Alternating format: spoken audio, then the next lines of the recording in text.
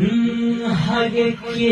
रोइतो कोठवा पर के रोइतो कोठरिया आके रोइतो बैठी के दुआरवा गे आके डलतो मंगिया में पाछा बेर से मुरावा आके रोइतो नदिया किनारवा लड़की बोल रही है कि पापा रोइथिन कोठवा पर मम्मिया कोठरिया भाई रोइतई बैठी के दुआरवा